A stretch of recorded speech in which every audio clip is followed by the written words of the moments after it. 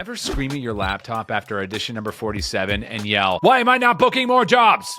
First, congratulations, you're officially a voice actor. Second, you're not crazy. Third, you're probably closer to fixing it than you think. And in this video, we're gonna talk exactly about how to fix it. And if we haven't met before, I am Jesse Carroll. I'm a full-time working voice actor and coach. I've voiced for brands like the NFL, Lexus, Back Row Chuckers on Hulu and History Channel, and I have over 2,000 voiceover credits now. Those are my credits. That's what I got. Not a humble brag, kind of a humble brag. Just letting you know, so you know what I'm telling you is the goddamn truth. Why are you not booking? You put your effort into this. Why are you not booking as much as you want? Because you might have got a job once, you might have got a couple jobs, you might have got a few jobs, but you might not be booking consistently. And here's some things that could be holding you back. Number one, you sound like a voice actor instead of a human being. When I'm coaching new people or even like novice or journeyman voice actors, they develop like a voice actor kind of voice. And that's not what you want. In this day and age, because of AI, and I know I've said this before, they want you to sound so distinguished from it. Everyone's got their bullshit meters up. And, you know,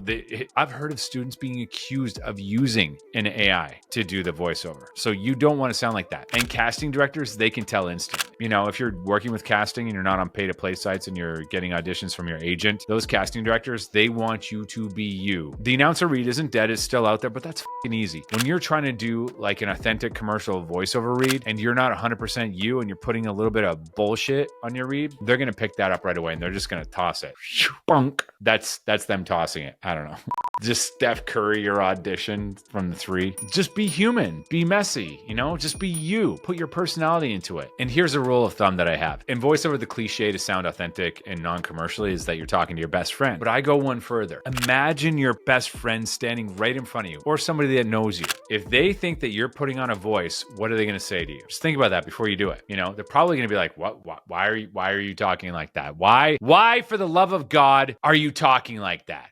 If that's what your voiceovers sound like, it needs to be more you. Don't do too much. You know, it's simpler than you think. So just be you. Number 2, your audio chain isn't pro yet. You just pieced it together. You watched some YouTube videos that were meant for like a jazz singer or something like that. And you took that audio chain and you used it. It's really hard to get your audio chain correct because it's so specific to each person. I could say something generic like take the moneyness out of it, roll some bass off the end of it, maybe boost a little bit of the highs, but it means nothing because that might be the wrong thing for you specifically. There is no like there's kind of like a band-aid. But here's the thing, you're always going to wonder. If you take the time to try and learn on YouTube how to do compression and EQ properly, you might be able to get like a band-aid, but eventually, like it's just going to eat you up. Is my sound good enough? You need to go to a pro. That's what pros do. Go to either Jordan Reynolds or George the Tech. Jordan Reynolds, the audio ninja, just Google it, or George the Tech, and they'll set you up. Just pay for an hour and get your studio checked out. They will tell you if it's good or not. And then you don't have any questions about it. You will have a competitive audio chain, and that's what you need, especially for the pay to plays. You got to be competitive. Without it, you can't be competitive. Don't try to do it yourself. That could be holding you back. Number 3, this is a big one. You are not auditioning enough. I can't tell you how many voice actors I talk to that say they've done 5 auditions for the day or 10 auditions for the day and they're calling it a day. And they're not booking enough. They're like, how do I get more consistent? Do more. Do more. I even had a student who was complaining that they hadn't booked in like a week. And I was like, okay, well, what's your booking ratio? Their booking ratio was like 40-1, which is like a really good booking ratio. But the problem is if they're only doing like 10 auditions in a day, it's going to take you a week to book a job. But you could do 40 auditions in a day and to book a job every single day. So just do more. And while you're doing more, you're going to be working on your voiceover muscles. You're going to be getting better while you're doing it, especially if you're working with a coach while you're doing it. You know, just do more. There's that whole thing. What is it? The tipping point, I think that's the book that it came out with. It came out with the 10,000 hours, get your 10,000 hours in with Malcolm Gladwell. Well, that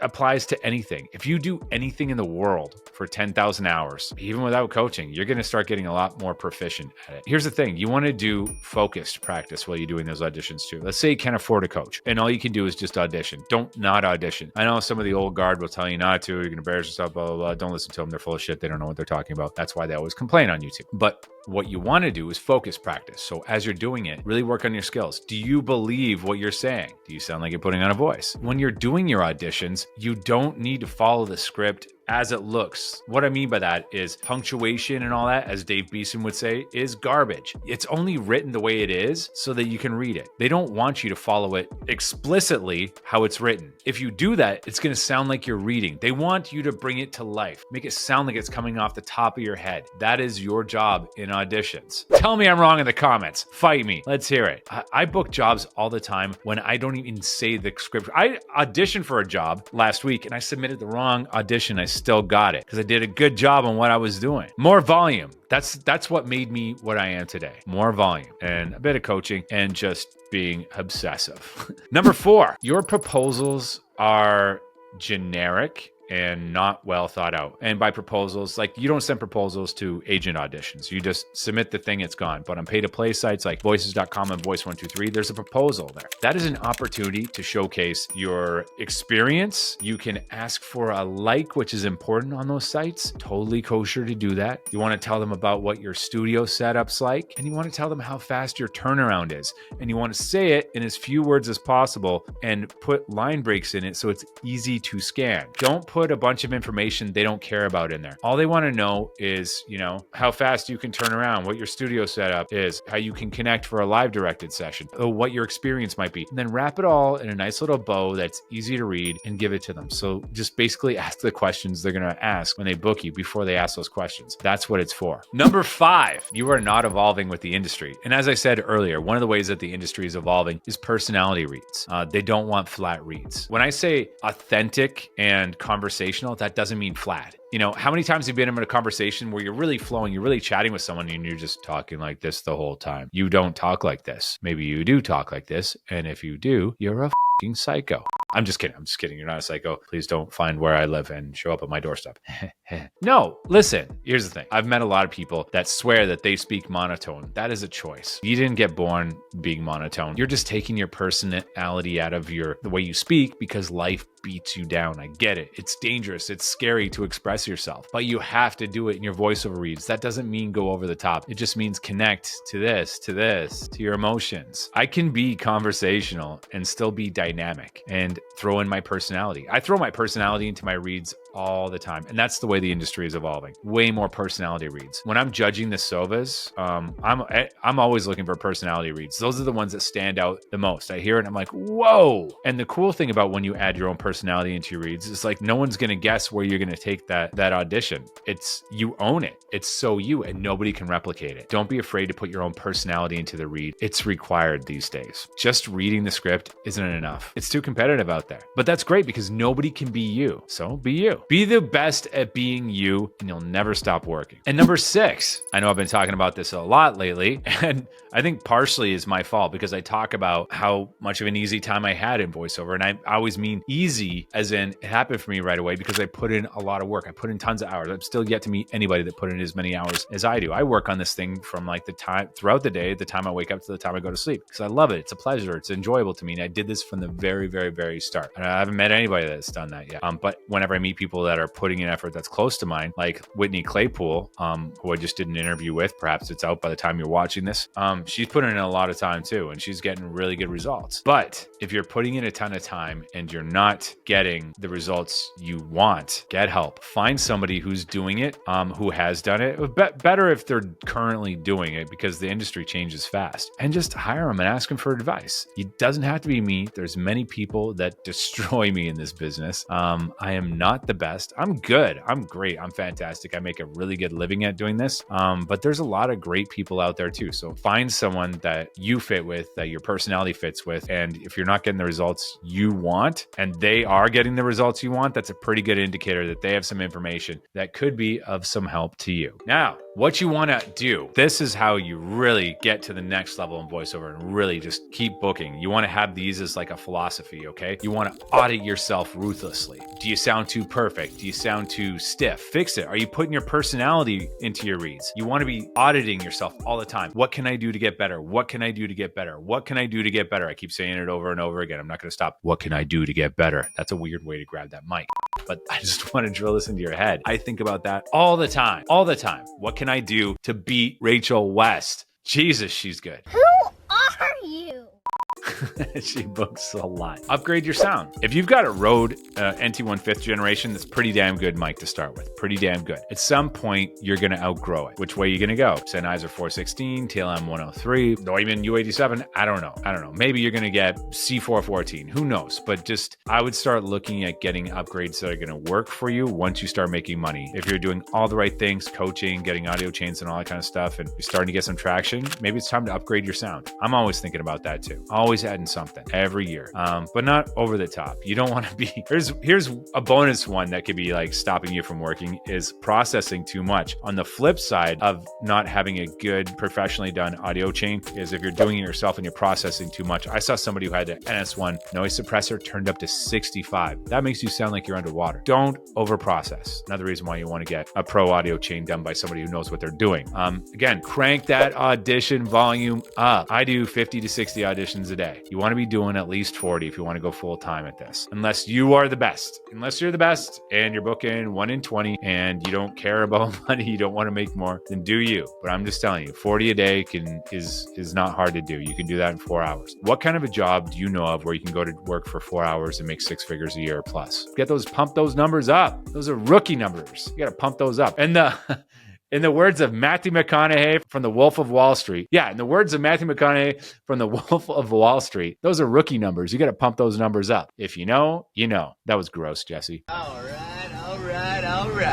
Master your authenticity. Put your personality into your reads whenever you can. Authenticity doesn't mean dead. Track your data. That's a huge one. You know, it's like my student I was just talking about who thought she was not doing a good job and she wasn't booking that much because she wasn't tracking her numbers. And when she did, she found out that she was actually doing really good. She had a great booking ratio, but she wasn't putting in enough numbers. You only know this by tracking your daily auditions. How much you're doing, how many auditions are you doing, how much are you booking throughout the week, and then finding out your booking ratio. You need to stay on top of that. Track your numbers. Also, check out when you're getting shortlisted. Which platforms are you getting shortlisted on? Which types of jobs? Why did they shortlist you? Go listen and read it.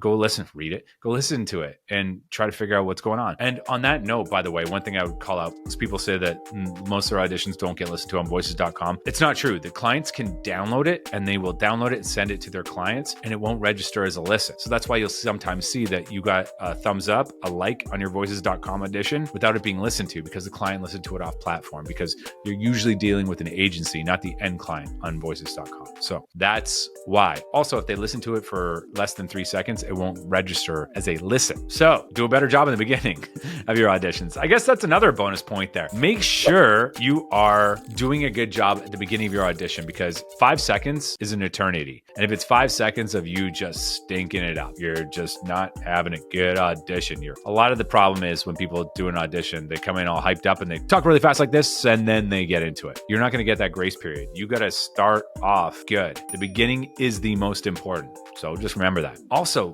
get around people that are doing this professionally. Get around people that are not only doing this professionally, but have a positive mindset. You know, negativity breeds negativity. I know sometimes I joke around and can kind of be taken as kind of negative and all that, but I'm a positive person. So I think it's really important. It's one of my best attributes. And I try to be that way because, you know, this industry, if you have a negative mindset and you're coming in and it's a grind to go to work, what's the point? This is supposed to be fun and enjoyable. I love recording every day. It's never a grind for me. Well, I mean, sometimes like I'm a human being. Sometimes I might be like, oh, fuck, everybody's at the beach or something. I had to work in the day, whatever. That's the curse of working for yourself is that you could just leave, but you can't. But the cool thing is I could just not work for the day if I wanted to. Anyway, the point is you got to love it. And if you don't love it, why are you doing it? If you just want to make money, you know, there's easier ways. I'm not telling you to quit. I'm just trying to tell you to find a way to love it because you really have to love it in this business. It shouldn't feel like a grind. It shouldn't suck. You shouldn't hate it. But if it lights you up every day and you're always trying to learn and get better and get to that booking, you see the green pasture at the end of the horizon. If I said that right,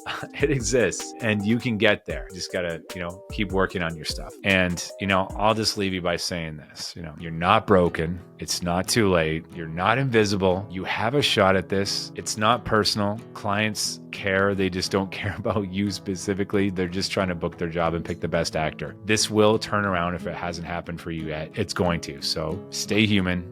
stay consistent, get those auditions in. And if you want a real roadmap on how to do voiceover, you want to get around like-minded individuals who are positive, lifting each other up and helping to change the world of voiceover as you know it, check out the links below. If you're just dipping your toes in, I got a link to my free community. It'll just teach you the basics of how to get started in voiceover. But if you really want to go for it and you want to get around the people in my paid community that are just kicking ass and crushing it, always on the top of the leaderboards on voices.com, booking on a daily basis, it's Voiceover School. That's the link below. Check it out. Whatever you do, just stay positive, keep trying to get better. Don't get stuck in a rut. Everybody hits a plateau at some point. But while you're in that plateau, learn to love it and know that it's not forever and you can get out of it. I've been Jesse Carroll. This has been another video, and we will see you in the next one. Peace.